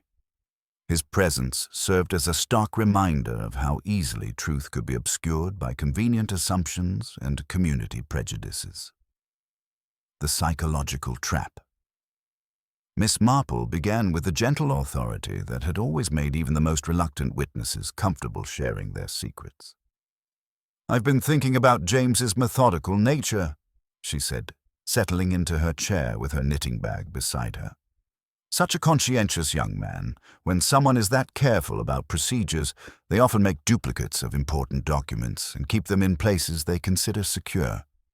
She paused, allowing her pale blue eyes to sweep the assembled faces with apparent casualness. "James mentioned to me once that the bell chamber felt like the safest place in the village. 'No one ever goes there but me,' he said. It occurs to me he might have hidden a packet of documents there, perhaps behind a beam or under the trapdoor, intending to present them formally on Sunday morning. The suggestion slipped into the room as quietly as morning mist, yet its effect was immediate and telling. Mr. Ashworth looked genuinely puzzled, which was natural enough. Canon Pemberton lifted his head with scholarly interest, but Mrs. Radcliffe's reaction was far more revealing. Her eyes flicked toward the window in the direction of the church tower before dropping instantly to her folded gloves, and her hands tightened until the kid leather creased. "We should examine the tower thoroughly," Inspector Slack said, closing his notebook. "Canon, if you'd fetch the key from the parish safe." "The safe hasn't been locked since yesterday," Mrs. Radcliffe said automatically, then went perfectly still as she realized the implications of her words. "That is, Canon, I presumed after the difficulty with the attempted break-in, you left it unlocked for convenience." Canon Pemberton's hand went reflexively to his inner pocket where the safe key rested. "I locked it myself this morning, Mrs. Radcliffe. I'm quite certain of that." The moment of betrayal, the silence that followed, carried the weight of revelation, thin and bright like the moment before crystal shatters. Miss Marple, maintaining her expression of gentle interest, made another seemingly innocent observation. "We must be careful on the tower stairs, Inspector. I noticed that one of the bell ropes had been recently mended. Rather hastily, I thought." "The third rope from the left," Mrs. Radcliffe corrected with breathless urgency. "The second is perfectly sound. James always complained that the splice on the third was unsightly work." The words left her mouth before she could call them back, and her eyes widened with the horror of someone who had just stepped off a cliff. The correction was too specific, too immediate, carrying the unmistakable authority of personal knowledge that no innocent observer should possess. Inspector Slack remained motionless, having learned that the most useful response at certain moments was to let silence expand and observe who rushed to fill it. Mr. Radcliffe made a low, warning sound meant for his wife alone, but a warning carries its own confession to those trained to listen for such things. The gentle revelation. Miss Marple's voice, when it came, carried the soft authority of someone stating established facts rather than making accusations. "It takes considerable courage to climb those narrow stone stairs, Mrs. Radcliffe. More courage than most would credit, particularly for someone with your fear of heights." "I went to reason with him," Mrs. Radcliffe said, the words emerging like water through a cracked dam. "It was Sunday morning. I tried to make him understand that sometimes circumstances force good people into impossible positions." Miss Marple nodded with the gentle understanding of someone who had witnessed human frailty in all its forms. "The fresh paint on the trap door left its mark on your sleeve and cost you a button. Mr. Tibbins keeps excellent records of his sales, the arnica for bruising, the solvent for paint removal, and the face powder doesn't lie, settling where a desperate lady stood too close to a young man who believed proper procedures were the only kindness truth ever required." The physical evidence. From her knitting bag, Miss Marple produced the small collection of evidence that told its own story. The mother-of-pearl button with traces of blue paint, the fragment of navy silk ribbon, and the documentation of Mrs. Radcliffe's recent purchases from the chemist. The person who killed James was someone of refined tastes and smaller stature, she explained with methodical precision. The angle of the bruising on his arm, the expensive cosmetics found on his jacket collar, these personal items lost during the struggle, all point to a woman of the village's social elite who had both access to parish funds and desperate motivation to prevent their misuse from being exposed. Canon Pemberton spread the financial documents across the table with trembling hands. James's audit revealed systematic embezzlement from the organ fund, unauthorized withdrawals disguised as legitimate expenses but lacking the proper co-signatures that parish regulations required. The registered letter that so distressed him wasn't about property development. It was from Fenwick and Hart, demanding payment for work supposedly completed months ago. The complete confession. Mrs. Radcliffe's carefully maintained composure finally cracked completely as the full weight of exposure settled upon her. Through tears that had been held back for days, she provided the final details that completed the tragic picture. "The farm was failing," she whispered, her voice carrying the hollow quality of someone reliving a nightmare. "Year after year of poor harvests, mounting debts, but everyone still expected us to maintain the same standards, make the same contributions. I only borrowed at first, small amounts that I intended to replace when things improved." Her hands shook as she continued, the words tumbling out with the desperate relief of long-suppressed confession. But James discovered the irregularities through his methodical review of the accounts. He was so rigid about proper procedures, so unforgiving about what he called theft. I climbed those stairs on Sunday morning, hoping to make him understand, to convince him that sometimes desperation justifies temporary measures. But he wouldn't listen, she continued, her voice breaking. He kept talking about duty and honesty as if circumstances never mattered. When I grabbed his arm to make him hear me, he pulled away so violently.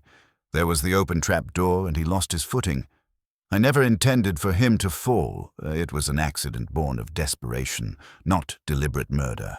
The resolution.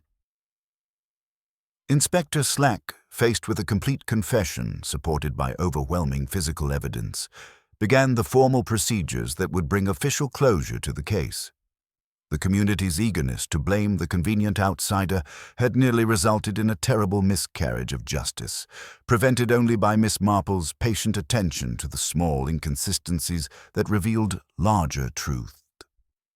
As Mrs. Radcliffe was led away, her elegant facade finally shattered, Mr. Radcliffe sat in stunned silence, grappling with the recognition that his wife's desperation had driven her to both embezzlement and manslaughter.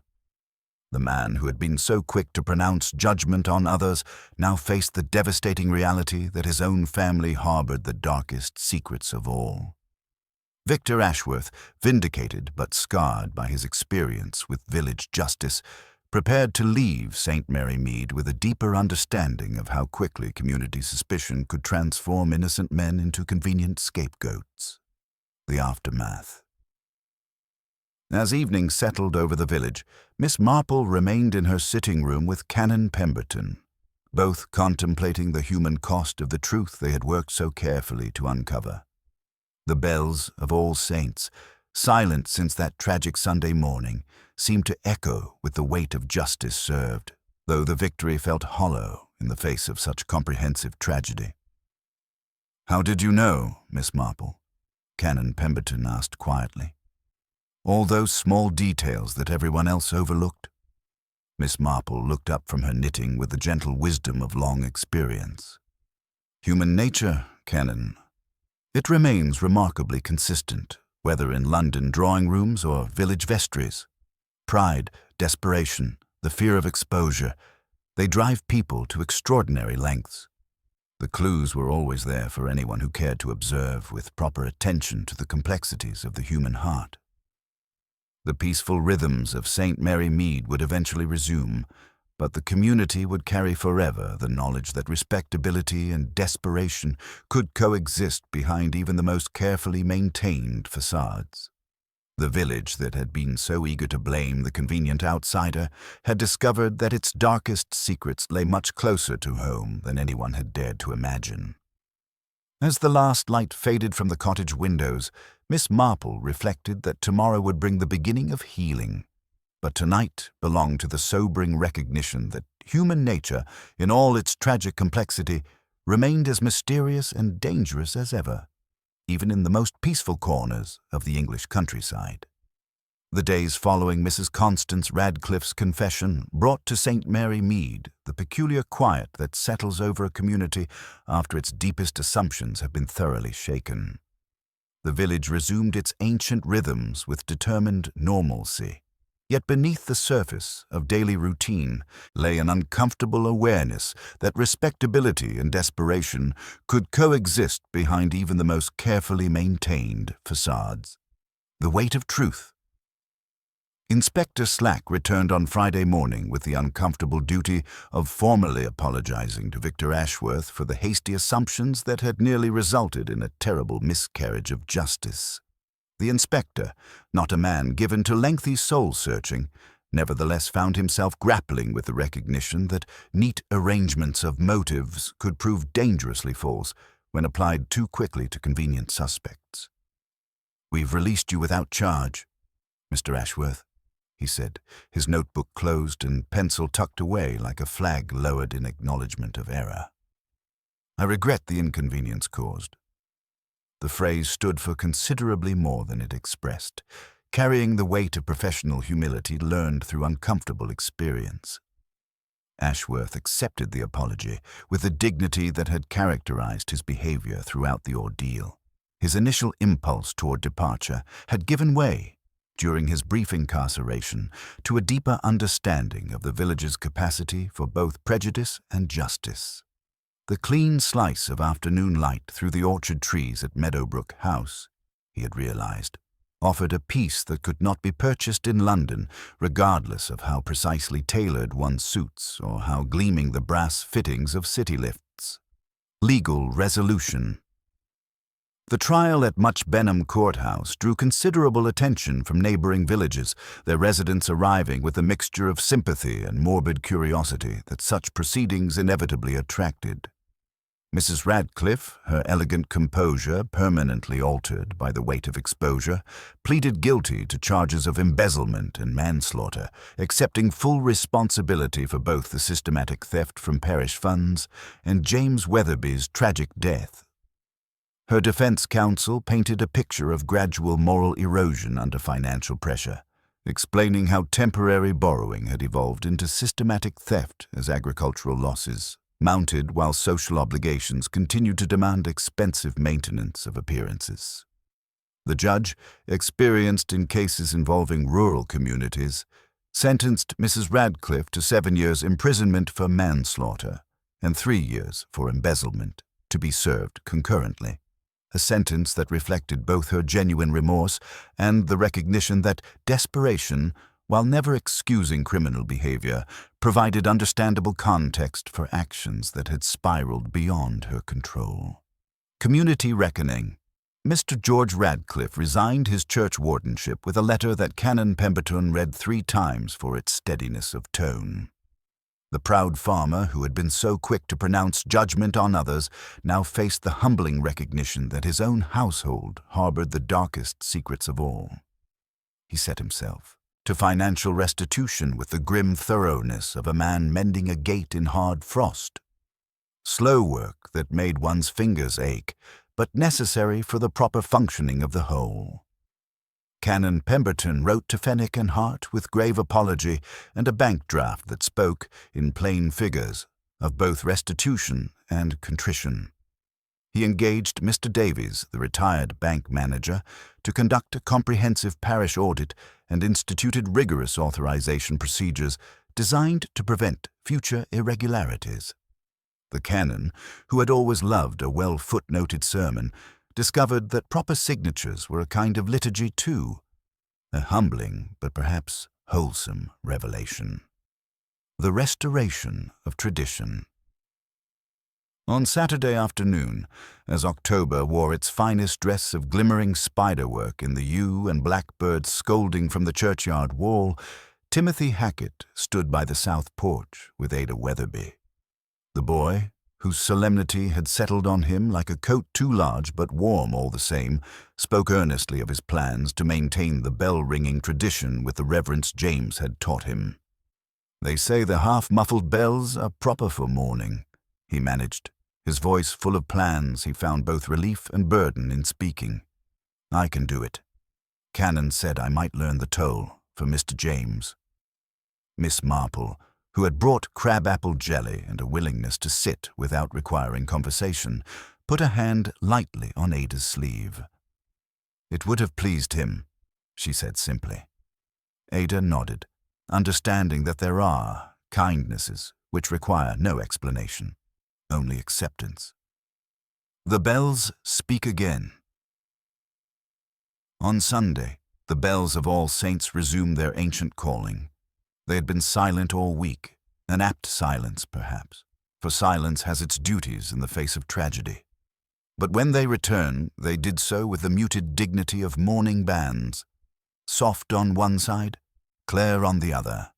The village heard them in kitchens and over hedges, in parlours and along the road to Much Benham, and felt, as people do, that the heart is a bell rope drawn by hands one cannot always see. Timothy's careful execution of the half-muffled quarter carried such reverence that even Inspector Slack, pausing in the churchyard on his way to the station, felt something soften at the edges of his official composure. He tipped his hat, not quite an apology and not quite a farewell, and went on his way with a deeper appreciation for the complexities that lay beneath the surface of village life. Acts of quiet grace. The following week brought small gestures of healing that spoke to the village's fundamental decency. Victor Ashworth sent an anonymous envelope to the parsonage containing a substantial banknote with a simple note, "For the organ fund, in gratitude." Canon Pemberton placed it in the account with a private prayer that sounded very much like thanksgiving. When Mr. Ashworth encountered Miss Marple by chance on the lane shortly thereafter, he stopped with his characteristic courtesy and remarked, "I find I'm learning to like the sound of rooks." It was his way of admitting he might stay, having discovered that true belonging sometimes emerged from the very trials that initially seemed to exclude one from community acceptance. Miss Marple's final reflections. As autumn deepened toward winter and the last roses in her cottage garden yielded to the season's inevitable progression, Miss Marple found herself reflecting on the human dynamics that had transformed a peaceful Sunday morning into a scene of tragedy and revelation. The case had reinforced her long-held conviction that the most dangerous assumptions were often those that everyone agreed were obviously true. She thought of Constance Radcliffe without hatred, understanding that the woman's crime had emerged not from inherent evil, but from the gradual erosion of moral boundaries under pressure that had become unbearable. She thought of George Radcliffe, who would set his jaw and methodically make amends. She thought of Inspector Slack, whose pencil would be slower to write conclusions next time, and of Victor Ashworth, who might do very well with a proper vegetable garden if someone would take him in hand. Men accustomed to boardrooms were often surprised by the honest satisfaction of growing beans. The community's eagerness to blame the convenient outsider had nearly resulted in a terrible miscarriage of justice, prevented only by careful attention to the small inconsistencies that revealed larger truth. A mother-of-pearl button glints in dust. A lady visits the chemist for 2 items that sit uncomfortably together. A young man writes down what he believes to be right and hides evidence where he thinks no one will look. It was all very simple when properly arranged, and very difficult when mixed with pride and desperate necessity. The enduring peace. The bells finished their cadence, and the sound thinned into a quiet that was not the raw silence of shock, but the earned tranquility of a place that had looked into its own mirror and not looked away. Miss Marple gathered her garden cuttings and went inside to washing up and a letter to her niece, and perhaps Dolly would stop by and insist upon cake. Life returns in cups of tea, she reflected, and in mended bell ropes and balanced account books, and in boys who learn to pull bells with proper reverence. It was foolishness to imagine that evil lived only in cities and newspapers. It lived wherever vanity flourished, and fear of humiliation made small wrongs seem preferable to large disgraces. But goodness lived there too, in far greater quantity. Quiet goodness, rarely reported and seldom praised. Outside, the tower watched as it always had, indifferent to the brief dramas below. But the bells, those patient arbiters of community life, had spoken twice that week, once to summon justice and once to confirm it. That was all one could reasonably ask of bells, and more than one could often expect of people. As the first lights began to glow in cottage windows across St. Mary Mead, Miss Marple smiled to herself and reached for the teapot just as Dolly's knock sounded, brisk and ordinary, at the front door. The village had rung its changes and would find its proper key again, carrying forward the hard-won wisdom that human nature, in all its tragic complexity, remained as mysterious and unpredictable as ever, but also as capable of redemption as the morning light that would surely come with each new day. The case was closed, but its lessons would endure in the collective memory of St. Mary Mead, serving as a permanent reminder that beneath the surface of even the most peaceful village life lay currents as deep and dangerous as any found in the great cities of the world. In the end, Miss Marple reflected, human nature remained remarkably consistent, whether expressed in London drawing-rooms or country vestries, a truth both comforting and eternally sobering to those wise enough to observe it with proper attention to the complexities of the human heart. November settled over St. Mary Mead with the particular quiet that follows revelation, when a community must learn to live with uncomfortable truths about itself. The village resumed its ancient rhythms, but beneath the familiar patterns lay a deeper understanding of the currents that could prove dangerous when ignored. Miss Marple, observing these subtle changes with her characteristic patience, noted how tragedy had transformed not just individuals, but the very fabric of village life.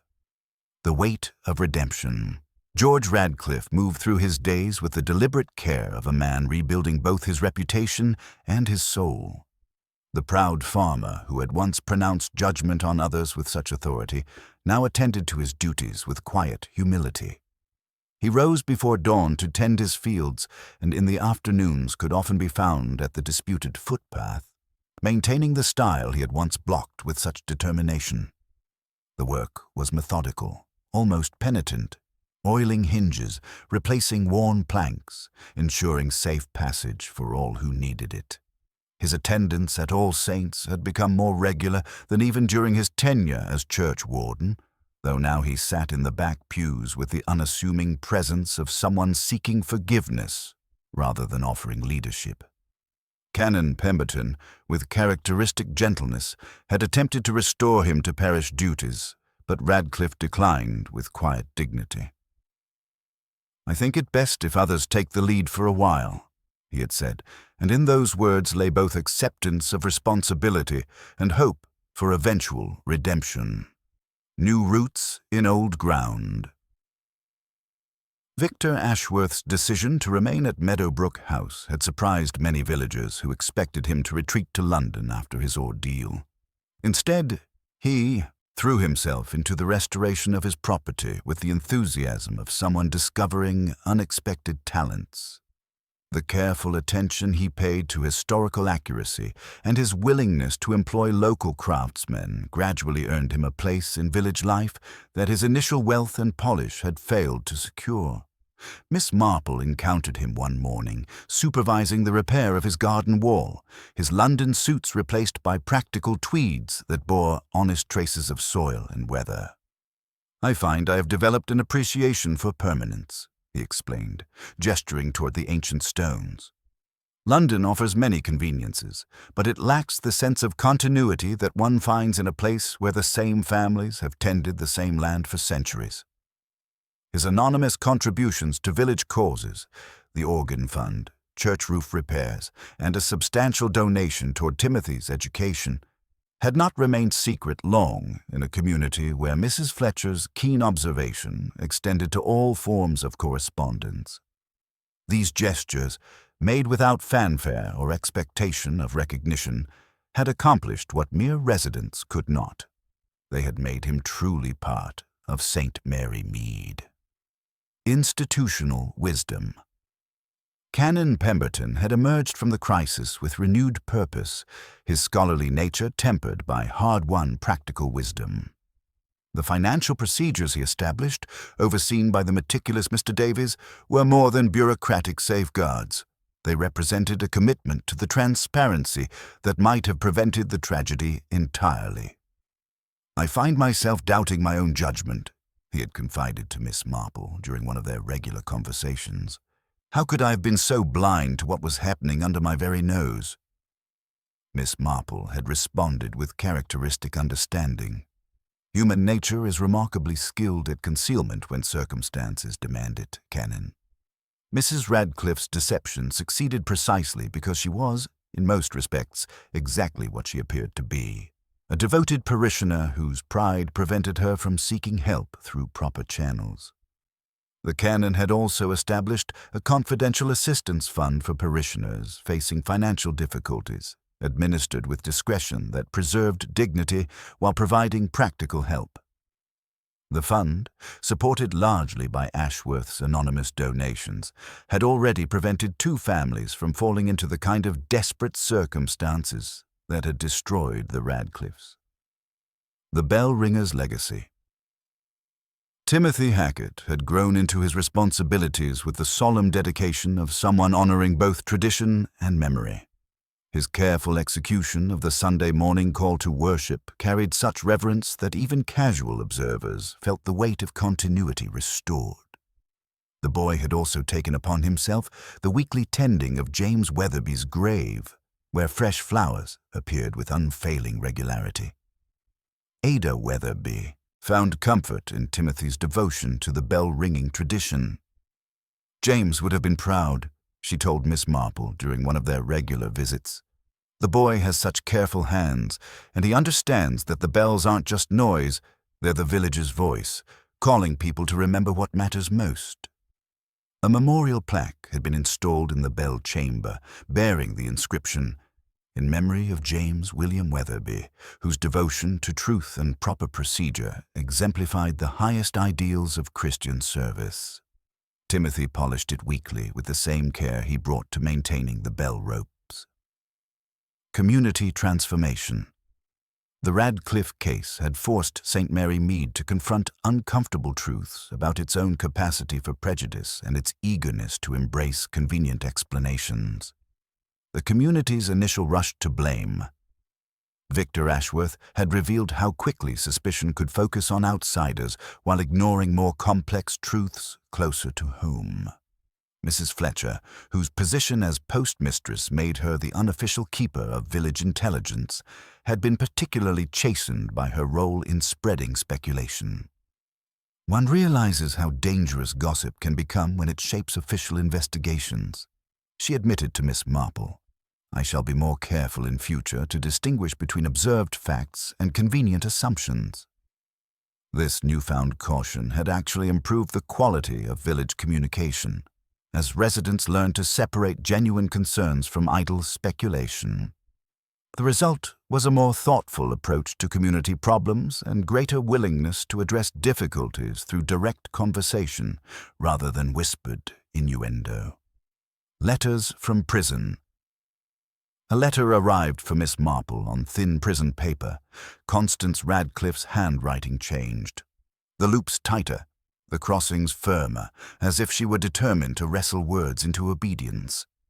The letter spoke of remorse without ornament, of arithmetic lessons she had volunteered to give a younger prisoner, of a free afternoon spent in winter sun that made her cry without knowing precisely why. There was one final line. "If you should ever pass the East Field, please tell George that the stile will need a second plank come spring."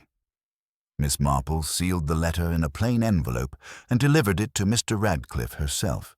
He received it with grave formality, not reading it in her presence. Some communications required privacy and a kitchen chair. Miss Marple's final observations. As December approached and the village prepared for Christmas with renewed appreciation for traditions connecting past and present, Miss Marple reflected on the enduring lessons of the case. The mystery had reinforced her long-held conviction that human nature remained remarkably consistent across all social boundaries. Pride, desperation, and the fear of exposure operated with equal power among the wealthy and struggling alike. Yet the aftermath had also demonstrated the community's capacity for forgiveness, growth, and positive change. Victor Ashworth's integration into village life, Timothy's assumption of adult responsibilities, and the establishment of systems to prevent future tragedies all spoke to the resilience and fundamental decency that characterized St. Mary Mead at its best. Sitting by her cottage window in the gathering dusk, watching familiar lights come on across the village green, Miss Marple considered that the most important mysteries were often those revealing not just who had committed particular crimes, but why communities failed to prevent them and how they might do better in the future. The bells ring. True. The bells of All Saints had resumed their ancient calling, but they now carried deeper resonance, the wisdom earned through trial, and the hope that such wisdom might prevent future tragedies. When they rang on Sunday mornings, calling the faithful to worship, they seemed to acknowledge both the fragility and strength of human nature, the capacity for both devastating error and remarkable redemption. As Christmas approached, Canon Pemberton announced that the carol service would feature Timothy's first solo performance on the bells, a moment that would honor James's memory while celebrating the continuity of village life. The boy practiced with dedication that would have made his predecessor proud, understanding that he carried not just musical tradition, but the responsibility of calling his community to its better angels. Miss Marple, listening to those practice sessions from her garden, reflected that the sound carried both mourning and hope. Mourning for innocence lost and lives disrupted. Hope for wisdom gained and community strengthened. The peaceful rhythms of village life continued, but with deeper understanding of the currents flowing beneath their surface. In the end, she concluded, human nature remained as mysterious and unpredictable as ever, capable of both devastating weakness and remarkable strength. The challenge, as always, was learning to recognize the signs before tragedy struck, and to respond with justice tempered by mercy when it inevitably did. The bells of St. Mary Mead would continue their ancient calling, carrying forward the hard-won wisdom that even in the most peaceful corners of the English countryside, eternal vigilance remained the price of peace. And Miss Marple, ever the patient observer of human nature, would continue her quiet watch, ready to notice the small signs that might prevent future tragedies or, when prevention failed, to ensure that justice was served with proper attention to the complexities of the human heart.